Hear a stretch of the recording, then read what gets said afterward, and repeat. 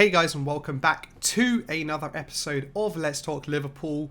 It ended Brighton 1, Liverpool 3 at the Amex Stadium. It was yet another game in our procession to kind of that waiting time now where we are, where we've won the league, where we haven't been able to lift the trophy yet. It was another game where we showed everything about why we've been so successful, not only this season, but over the past 3 or 4 seasons since Jurgen Klopp has come in. It was high intensity. It was putting teams under pressure, making sure we work harder than the opposition, and all of those types of things that have become so synonymous with Jurgen Klopp's teams and more specifically Jurgen Klopp's Liverpool. And it was a good performance overall. There were things that worked better, things that didn't quite work out, and definitely could be improved on throughout the remaining games of this season.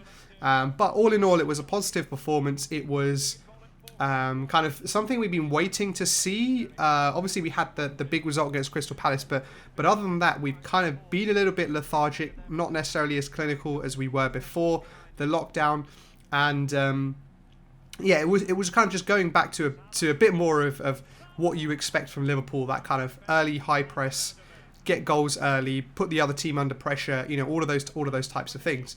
So I'll touch on kind of why I think it happened in this game and what in particular worked really, really well in this game. But if we go just straight back to the starting lineup, I talked last time in the review of the Aston Villa game around how Klopp had kind of rotated the team to keep players fresh, and he continued that trend in this game. For me, the biggest change, or the most impactful change that he made, was to bring in Neco Williams at left back instead of Andy Robertson. I've talked about, in the review of the Man City game and the Aston Villa game as well, that Andy Robertson kind of just hasn't been maybe at it as much as he was, pre-lockdown, and as we've seen for him for so many seasons now. But it was really refreshing, one, to see Neco Williams, because we've already seen a number of times this season, mainly in the Carabao Cup, the FA Cup, and even some glimpses in the Premier League at how good he is. But obviously we have that dilemma at right back now, where we obviously have Trent, who's better than Neco Williams, and he's got a lot more experience now, Premier League and Champions League experience, and so it's going to be very difficult for him to compete and kind of take that spot off Trent Alexander-Arnold. But on the left back side, we've always had this problem where we've had Andy Robertson. We haven't had a kind of great replacement. James Milner has obviously done a job when he's needed to. The Everton game was an example, and he did it for a whole season, when Alberto Moreno wasn't favoured and we didn't really have another left back. And maybe Klopp's experimenting with Neco Williams at left back, one, because he is a good fullback and he can provide maybe that backup to Robertson that we need, and maybe we don't need to go out and buy someone, and obviously he could cover at right back as well. But also, it's an opportunity to give someone like Neco Williams, who is very promising, more game time, because it's going to be It's going to be very, very difficult for Klopp to give good amount of game time to Neco Williams at right back, just because of all of the games we're involved in are kind of high profile games. We have very few kind of games where Klopp can experiment around. When the Premier League season starts again, we'll be under pressure from game one, because all the teams will want to beat the champions. So I think that could, for me, I think I saw that as a bit of an indicator as to how Klopp's thinking, and that he may look to play Neco Williams as a kind of backup to Andy Robertson, which would be very good, because it means we don't have to go out and try and find some left back who is unproven in the Premier League, unproven with the squad, and all things like that. Also, it was great to see Naby Keita back in the squad.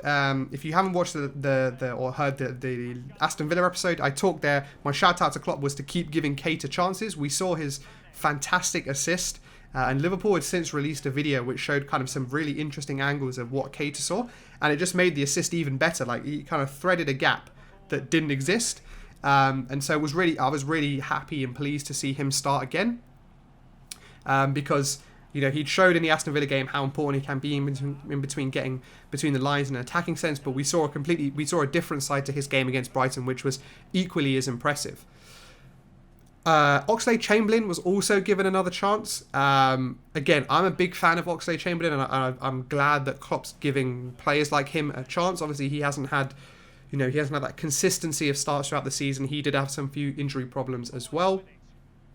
But all in all, I think the changes were really positive. I think the only thing that I would say about the Oxlade-Chamberlain one in particular is that we all know, I think even Klopp knows, that midfield position is his best. I think back to those, just those Man City games, for example, where he drove from midfield and really kind of pushed the team forward, took the ball, ran with it. That was when he was most effective. And when he's playing out on the wing, be it on the right or the left, where he's played numerous times for us, he just isn't as effective. I think it's not his game. Yes, he can do a job for us there, but I would like to see him kind of play more in his natural position, because I think he has a lot to offer the team, and I don't want him getting disgruntled and things like that, which I don't think is a risk. But I want to see the best out of Oxlade-Chamberlain, so I want to see him playing in that central midfield position, which is obviously going to be very difficult when we've got a fully fit midfield, kind of like we've got now for the first time in a very, very long time. The battle for those midfield positions is huge, and I'll be really interested to see how Klopp manages that next season, between Fabinho, Wijnaldum, Henderson, Naby Keita, Oxlade-Chamberlain. You've got Curtis Jones coming in as well. Obviously, Adam Lallana's leaving. You've got James Milner there as well. So it'll be very interesting to see how Klopp navigates that kind of midfield battle for places, seeming as we only play with 3 midfielders. But let's get into the game now, and it was a fabulous fast start from us. All of the pressing I talked about, it was great to see Naby Keita back in the team, but all of the pressing and the winning back was kind of instigated by him, and he was not only really good at the pressing, but the timing of the pressing was really good. He kind of had that, you can tell, that sense of where someone maybe didn't look so confident on the ball, or maybe took a bit of a touch, and he was on them straight away. And the difference this time compared to some of the other games is that we were clinical right from the outset. You take the City game, for example, where we actually had a number of chances before they scored their first goal. We just weren't clinical enough. Whereas this time, Mo Salah's finish, great, clinical, first time, not thinking about it. That's, for me, is when Salah is often at his best, when everything's very instinctive. And then the second goal from Henderson was whipped amazingly. Very, kind of gave me some reminders of kind of Steven Gerrard type-esque finishes, where he kind of just wraps his foot around the ball, and it was a fantastic finish. After that, I think we kind of let Brighton get back into the game. I think we took our foot off the gas a little bit. They started popping the ball around well, passing it between the lines, and then that obviously led to the goal for Trossard just before half-time, which was a very, very good finish, kind of on the half volley, just kind of flicked his foot at it and kind of fizzed off the surface. Alisson had no chance, but that kind of, I think, gave Brighton some renewed hope, and you saw that in the second half. They came out with a bit more purpose, they came out with a bit more belief, and they nearly should have scored with Dan Burn, I think it was, who had a header from a corner, and it was kind of wrong-footed Alisson, but fortunately for us, Wijnaldum was there to clear the ball, and we got away with that. And then the kind of game kind of petered out, and the game was kind of over when Andrew Robertson swung in a corner, who would come on for Neco Williams at half-time, which Klopp has said is not about Neco Williams' performance or anything like that. It's just that he was on a yellow card, and the protection that was being offered to Neco Williams wasn't as good as Klopp would have liked, and hence he would have been at risk, of getting another yellow card and possibly being out of the next game, which it looks like maybe Klopp will continue with Neco Williams next game if he's thinking like that. But with Andy Robertson coming on, he kind of swung in a corner, an in-swinging corner. Interesting that he's now taking more corners, and I don't know whether that's been spotted by many people or not, but previously it was kind of Trent from both sides, like the outswinger from the right-hand side and then the in-swinger from the left-hand side. But Andy Robertson's taken on, a few more corner duty responsibilities. One, I don't know whether this is for his assist, whether their assist challenge, but he put in a great cross near post. Maybe it looked like it was a planned corner, and Mo Salah with a header at the near post. The goalkeeper Matt Ryan had no chance, and it kind of just snuck in at the near post. And it's very rare that you see a Salah header. I can't remember the last time I saw Salah score with a header. The only one that really springs to mind is a goal against Bournemouth, but that was kind of just more of a flick. It wasn't a kind of traditional header from a corner. But after that, the game was kind of over. We controlled the game. We made a few more substitutions. People like James Milner coming on just to just solidify the game and just make sure we keep the ball, which we did very well. And we saw out the game, and Salah could have even got himself a hat-trick, but he missed another header. So, as we can see, headers aren't Mo Salah's forte, but, he's now hit over, I think he's hit, with his goal, 100 goal contributions for Liverpool in 104 games, which is, immense. There's no way anyone would have anticipated or expected that when he first came to the club. So just continuing to show season after season, even if he's not hitting the goal scoring heights that we kind of saw from him in his first season, he is still proving to be an incredibly important player to our team. And as I talked about in the last episode, with the African Cup of Nations not happening this next season, that's a huge coup for us. Just a fantastic positive. So you've probably heard me wax lyrical in this episode about Naby Keita, and for me, he was the player of the game. He was man of the match.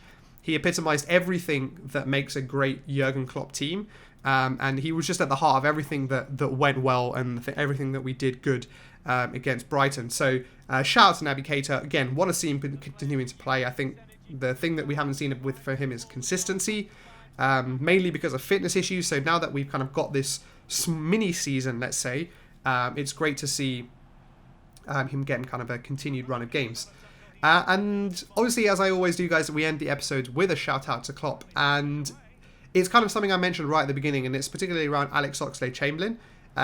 He is a fantastic player. We have seen already in a Liverpool shirt what he can do from midfield. We've seen, his outside of the foot shots in the Champions League, which have gone in. We've seen his driving runs to midfield against Man City in the past couple of seasons. And as I said at the beginning, I don't think we get the best out of him, and the team doesn't get the best out of him when he's in that wide forward position. And so the kind of shout out to Klopp for me is to encourage him to play Oxlade-Chamberlain in that kind of position where he's in the midfield, preferably on the right hand side of midfield. But yeah, I think at the moment he's trying to give everyone game time, which I think is also important given this little mini season. But thank you guys for listening to this episode. Next up, we've got Burnley. They're obviously kind of safe, so it should be a relatively safe game, but so we'll see how that one goes. But yeah, thank you guys for listening. If you're watching this on YouTube, make sure you subscribe. If you're listening to this on a podcast, make sure you check out my YouTube channel. And thank you guys for watching, and I'll catch you on the next episode.